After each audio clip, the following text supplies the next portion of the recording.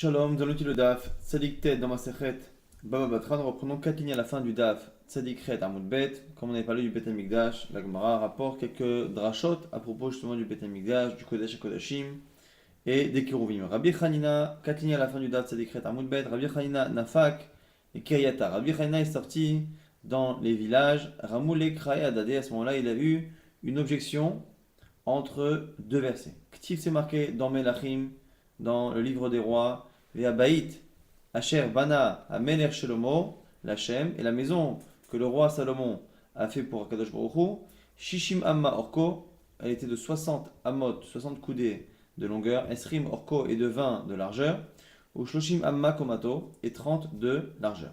Urtiv, et c'est marqué par ailleurs que Velifnei Devir, que devant la séparation entre l'extérieur du Kodesh HaKodashim et le Kodesh HaKodashim, Aïsrim Amma Horer, Aïsrim Amma Rochav, 20 de longueur, 20 de largeur, Aïsrim Amma Komato, et une vingtaine de Hamot de hauteur. On va ici comparer les hauteurs, puisqu'on part du principe que c'est la même, et donc du coup on se pose la question ici, comment se fait-il qu'on parle d'une hauteur de 30 dans le premier verset, et dans l'autre verset on nous parle d'une hauteur de 20. Amarlehu, réponse à ce moment-là que des gens du village à qui il a posé la question, qui Kachashiv, lorsque l'on a compté ces mesures-là, Misfat Keruvim ou le Marla. C'est à partir de la hauteur des Keruvim. Les Keruvim sont les chérubins, donc les personnages qui sont sculptés au-dessus du haron dans lequel on a émis les louchot. On nous dit ici que lorsque l'on nous donne la hauteur de 30, c'est lorsqu'on ne compte pas justement ces Kiruvim. Donc on parle du sol jusqu'au toit, c'est effectivement 30 amot. Par contre, quand on dit 20, on parle que de la surface vide qui est au-dessus des Kiruvim. La Gemara se pose la question, Maïkamash Malan. Pourquoi nous avons enseigné deux mesures différentes, surtout la mesure au-dessus des Kiruvim? À quoi cela nous sert-il de nous mesurer la hauteur, mais la hauteur à partir des Kiruvim? Maïkamash Malan, pourquoi une fois on calcule la hauteur vide et la hauteur totale? Là, on dit Akamash pour t'apprendre justement que Ulmata Kelemala, que le bas est comme le haut, c'est-à-dire que la surface vide est comme la surface pleine. Malemala et Meshamesh Klum, de la même manière que la surface qui est au-dessus des Kuruvim est vide et ne sert à rien. Af Lemata et Meshamesh Klum, même la partie du bas ne sert à rien, n'est pas utilisée, c'est-à-dire. La Gemara confirme cela avec une braïta de Rabbi Levi, mais c'est Rabbi Levi, d'Amar Rabbi Levi.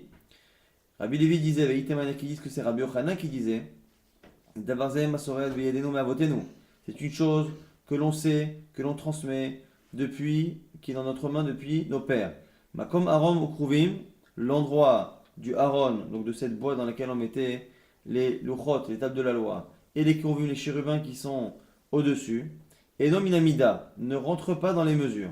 Tanya Namiachi, autre braïta qui confirme, Aaron Shasa Moshe, le Aaron, cette boîte qu'avait fait Moshe Rabbeinu, Yeshlo Revach et Amot, l'école Ruach, Varuach, il a 10 amot de vide autour de lui, de chaque côté. Or, on a vu c'est une pièce qui est carrée, qui est un cube même de 20 sur 20, sur une hauteur de 20. Comment peut-il y avoir, alors qu'il y a un objet au milieu, 10 de vide à côté, à gauche, à droite, au nord, au sud? Comment il est possible qu'il y ait 10 amot de chaque, si ce n'est qu'il ne rentre pas justement dans les mesures, comme si finalement il ne prenait pas d'espace? C'est quelque chose que l'on retrouve très souvent dans le Bet HaMikdash. Un des miracles constants qu'il y a au Bet HaMikdash, c'est justement le fait que la matière, certaines matières en tout cas, n'occupent pas de place dans l'espace comme c'est le cas à l'extérieur.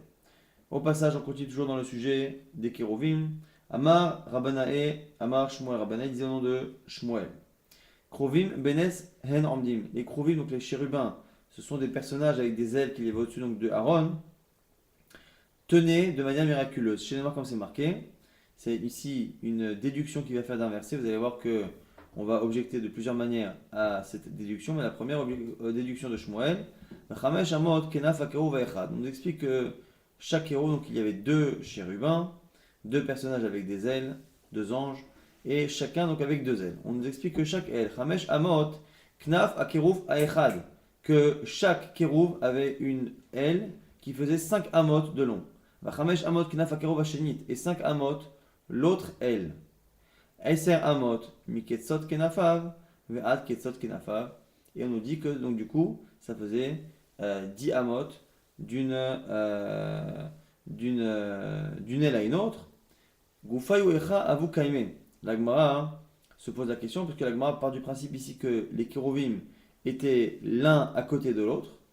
Et donc si ça faisait 10 amot d'envergure, les ailes, de l'une à l'autre, et que l'on a l'autre qui est à côté, au final, on se retrouve à dépasser les 20 amot, puisqu'on a 5 amot pour chaque aile, ce qui fait 10 amot, mais il y a le corps aussi. Goufayu echa avu kaime. Il y a bien un corps, puisqu'il y a un corps au milieu, et deux ailes. Les ailes font 10, et il y a un corps qui fait forcément un peu plus.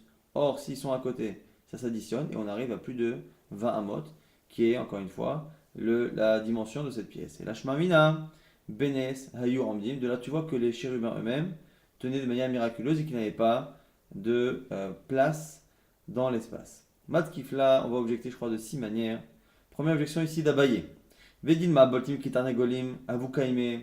Peut-être que ils faisaient comme les tarnégolim, donc les coqs ou les dindons, c'est-à-dire qu'ils avaient leurs ailes qui étaient un peu au-dessus de leur corps, non pas directement sur les côtés, et donc que finalement, sur les 5 amotes qu'il y a dans l'aile, cela incluait déjà le corps qui finalement était recouvert d'une partie des ailes, ce qui fait qu'on n'a pas forcément à dépasser les 20 amot de la pièce. Matkifla Rava, Rava objecte d'une autre manière, mais Dilma, Ze Shelo Keneged Ze Abu Kaime, qui nous dit que les deux kérovim étaient forcément l'un côte à côte, de telle sorte à ce qu'on soit obligé d'additionner leur longueur.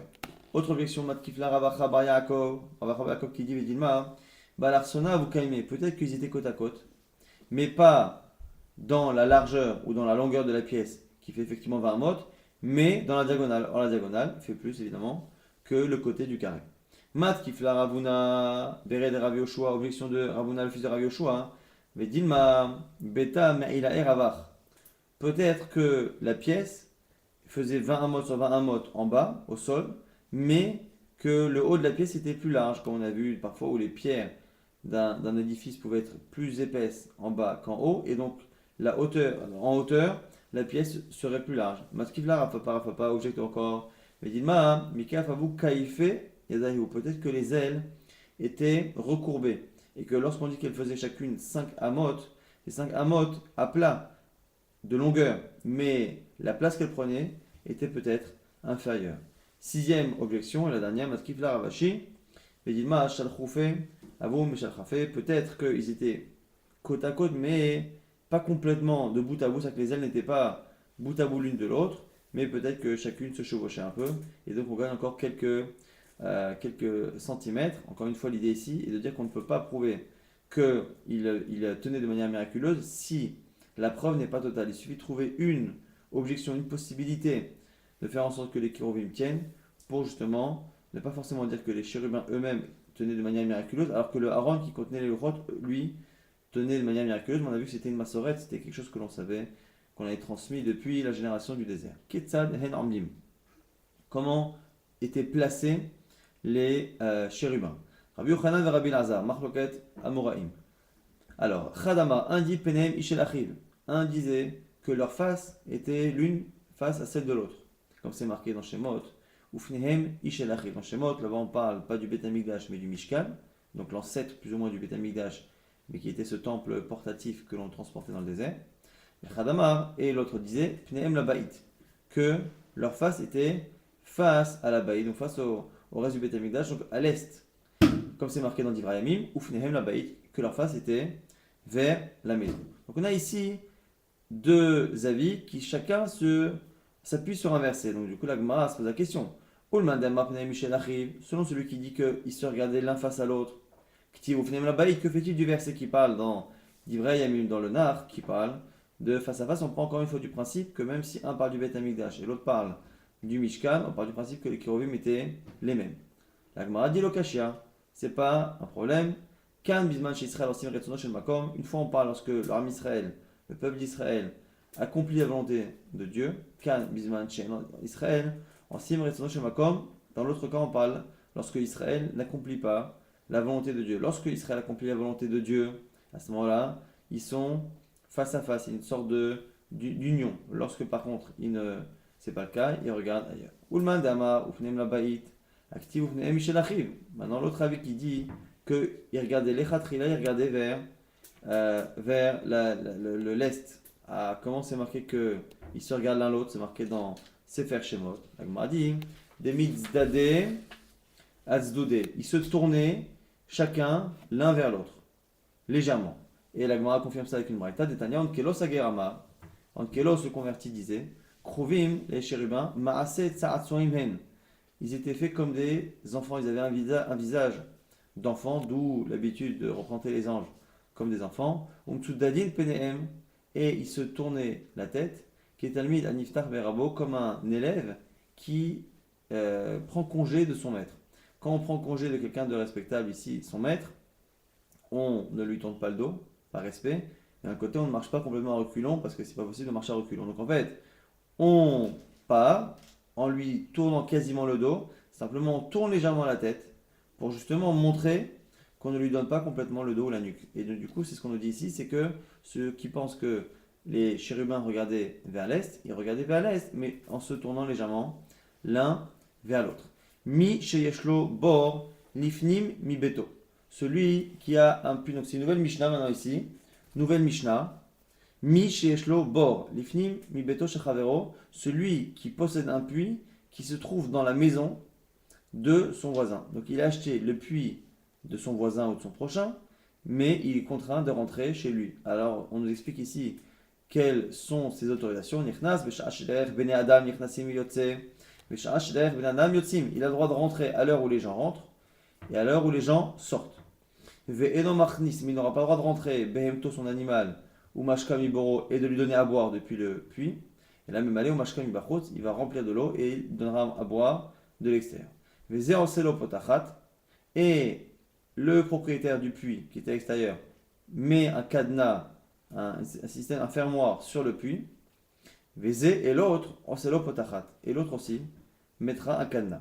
Alors la Gemara dit potachat lecha amar Rabbi Yochanan shnem labor. La Gemara dit où on met le fermoir. La Gemara dit au nom de Rabbi Yochanan sur le puits. La Gemara dit attends. Bish lama ba labor. Je peux comprendre le propriétaire du puits. Bah il est maya déboré. Il veut protéger l'eau de son puits. Il a acheté un puits, et l'eau qu'il y a évidemment dedans, il ne veut pas que le propriétaire de la maison qui a le puits à sa portée puisse lui voler son eau, donc il met un fermoir. Et là, Balabaït, la malé, mais pourquoi le propriétaire de la maison qui a un puits chez lui qui ne lui appartient pas, pourquoi lui également mettrait un cadenas? Réponse de la Gemara de Rabbi Lazar. Amar Rabbi Lazar, Mishum Chashad Ishto, à cause des soupçons que l'on pourrait avoir vis-à-vis de sa femme, c'est-à-dire que si il n'y a que le propriétaire du puits qui met un fermoir, c'est-à-dire que le propriétaire du puits pourrait venir à n'importe quel moment, et à ce moment-là on pourrait soupçonner sa femme éventuellement d'avoir une relation avec cet homme-là, et donc du coup on nous dit que le deuxième aussi, le propriétaire de la maison mettra un cadenas de sorte à ce que l'autre soit contraint de donner rendez-vous et de lui demander l'autorisation pour qu'il ne puisse pas venir sans la présence du mari, puisque le puits se situe dans la maison.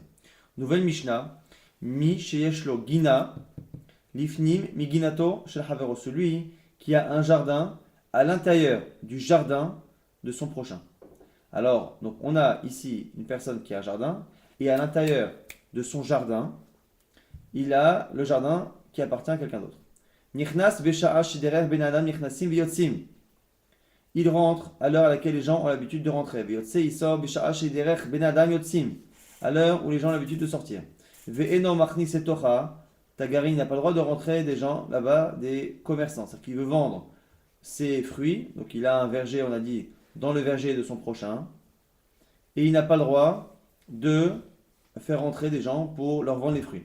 Et il n'a pas le droit de passer par le champ extérieur, par le verger extérieur de son prochain, ou qu'il utilise d'habitude pour accéder au sien.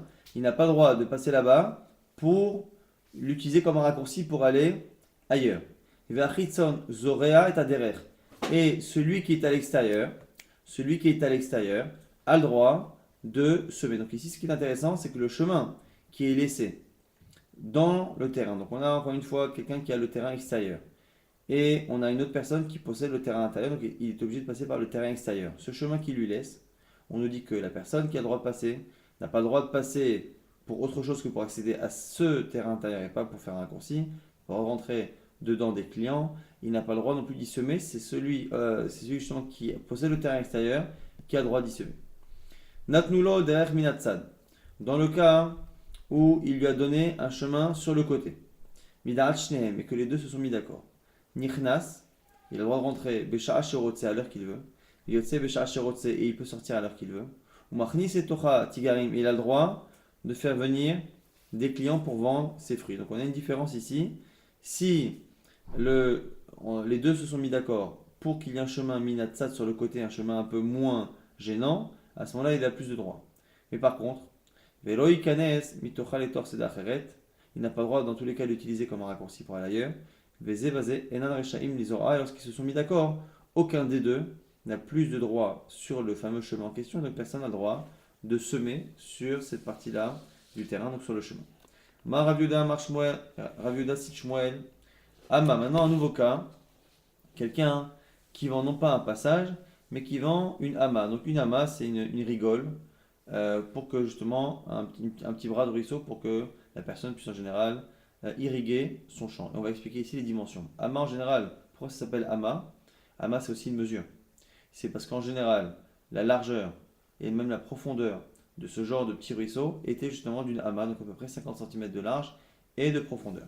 Là ici on verra que quand on dit ama bet hashlachim, une ama de bet hashlachim pour les champs qu'on appelle bet hashlachim qui ont besoin d'une irrigation quasi constante, Animochalar, lorsqu'il dit je te vends une ama bet hashlachim, noten lo shte amot letocha, il doit donner un terrain, donc un ruisseau dont la largeur fait 2 amot à l'intérieur, ve'ama mikan, il doit lui donner également une ama de largeur côté gauche, à l'extérieur du ruisseau, et une ama à l'extérieur. Donc finalement, ça fait 4. 2 à l'intérieur, et 1 plus 1 sur les côtés, ça fait 4.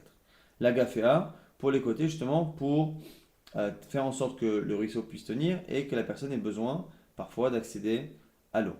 Ama betakilon, un autre type de ama cette fois, ama betakilon, donc plus étroite, animochalach, notenlo, ama achat et Torah, à ce moment-là, on lui donne une largeur de une ama à l'intérieur, vachatsi ama mikan, la gaféa, et une demi de chaque côté, ce qui fait finalement 2 amot. Donc on a un autre type de ama ici qui est 2 fois moins large. Et Votan agafaim, les mises en am. Maintenant la question de l'Agmara, c'est les fameux côtés à l'extérieur. Donc l'intérieur du ruisseau lui appartient. Maintenant la partie extérieure. Dans le premier cas c'était une ama de chaque côté, dans le second cas c'était une demi.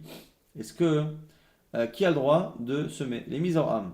Alors Rabbi Yehuda et Rav Nachman ici sont en discussion. Les deux sont d'accord que c'est le propriétaire du terrain qui est en train de vendre cette ama qui a le droit de semer sur cette partie-là latérale. Simplement, qu'est-ce qu'il a le droit de semer? Rabbi Yehuda Amar, Shmuel non Shmuel, Baal Sadeh Zoram. Selon Rabbi Yehuda et Shmuel, c'est le propriétaire du terrain qui a le droit même de semer, donc de semer des céréales. Rav Nachman, Amar Shmuel, Rav Nachman non Shmuel, lui dit Baal Sadeh Not Am, que le propriétaire a le droit de planter. Donc c'est marloquette entre deux élèves, Rabbi Yehuda et Rav Nachman, à propos de ce qu'a dit Shmuel. Est-ce que Shmuel a dit que le propriétaire a le droit de planter des arbres ou de semer? Mande Amar Zoram, celui qui dit qu'on a le droit de semer, Kol Sheken notre âme, on a le droit a fortiori de planter. Pourquoi? Parce qu'en fait, le fait de planter va faire que les racines vont prendre dans la terre et vont renforcer cette partie latérale du ruisseau, de telle sorte que le ruisseau va garder sa structure.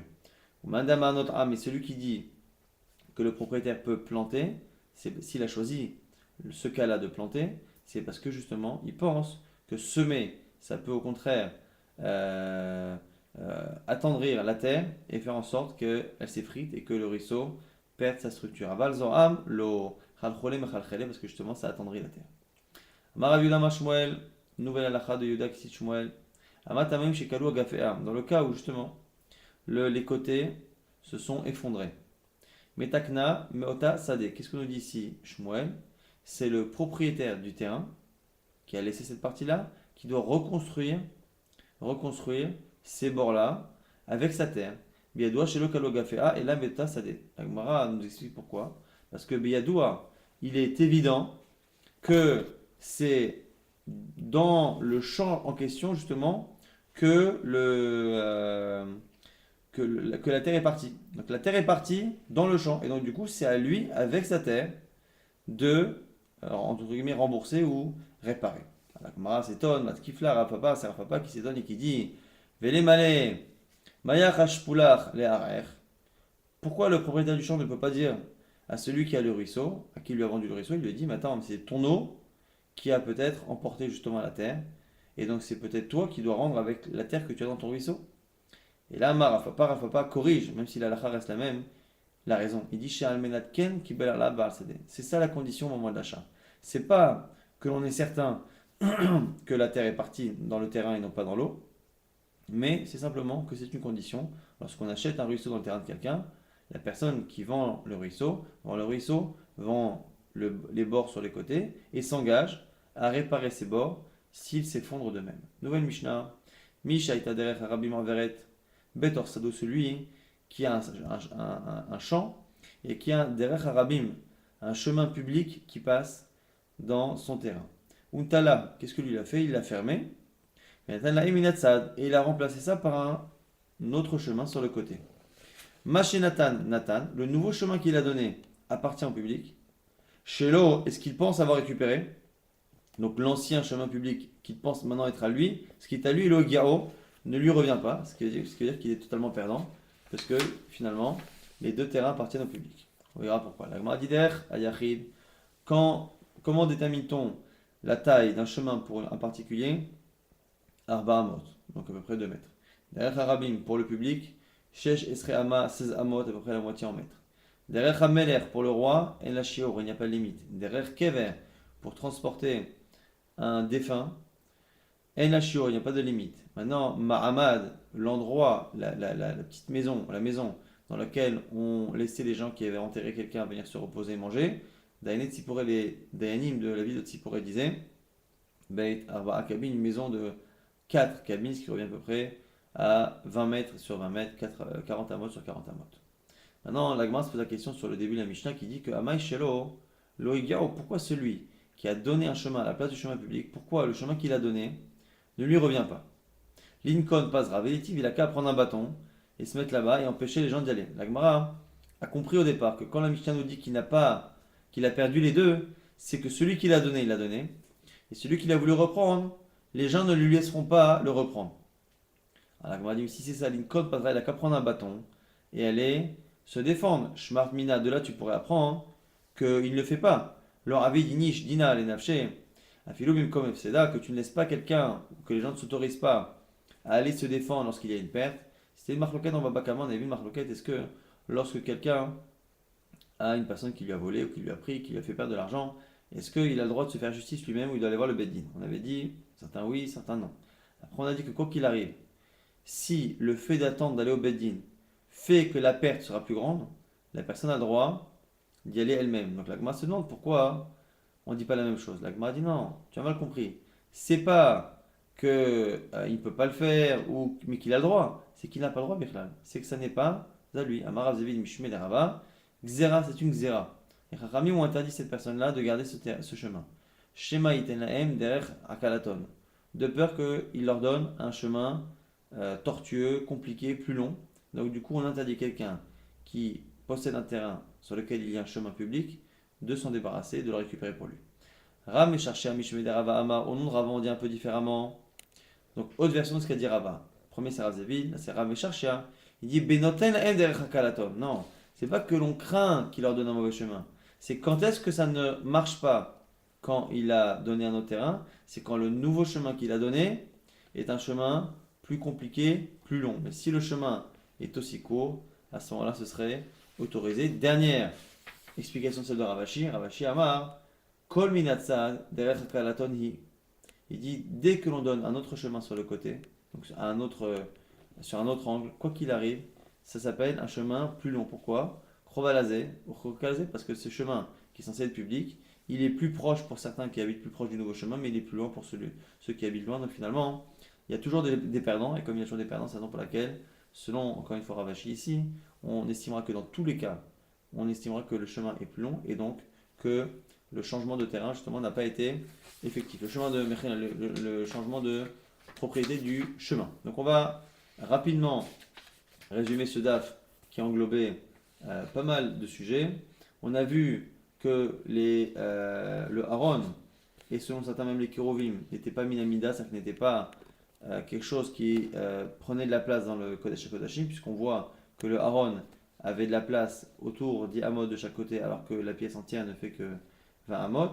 Et Shmuel avait voulu prouver que les Kérovim tenaient de manière miraculeuse et qu'il n'y avait pas la place pour leur propre corps, puisqu'ils sont censés être côte à côte et qu'ils ont chacun une largeur qui devrait dépasser 10. Et donc, du coup, ce qu'on nous dit ici, c'est qu'on a vu 6 avis, Abaye, Rava, presque tous les plus grands Amoraïm qui ont dit qu'il n'y a pas de preuve à ce que dit Shmuel, puisqu'on peut très bien imaginer qu'ils n'étaient pas côte à côte réellement, ou que quoi qu'il arrive, on arrivait à faire entrer ça de manière naturelle dans le Kodesh HaKodashim. Après, on a eu une marloquette, quelle était l'inclinaison des Kérouvim, des fameux chérubins. Est-ce qu'ils regardaient vers l'est ou est-ce qu'ils se regardaient les deux? Certains pensent qu'ils se regardaient les deux quand le peuple se comportait comme il faut, mais qu'ils se détournaient lorsque le peuple se comportait mal, et qui disent que non, ils regardaient tout le temps vers l'est, mais ils avaient la tête qui était légèrement déviée l'un vers l'autre.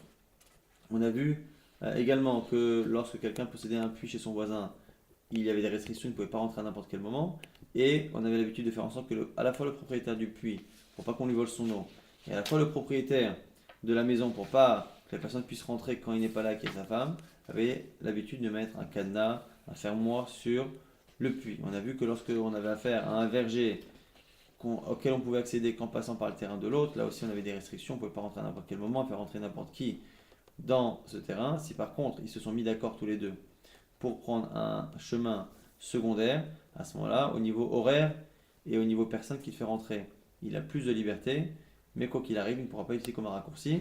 Et on a vu que lorsque l'on vendait sur notre terrain, on vendait un ruisseau, on avait en fonction du type de ruisseau, Bet Ashlachim ou Bet Akilon, on pouvait avoir un ruisseau dont la largeur cumulée quand on prend à la fois le ruisseau lui-même et les côtés pouvait faire 4 amot ou 2 amot, et on estimait que sur les côtés c'était quelque chose qui appartenait au propriétaire du champ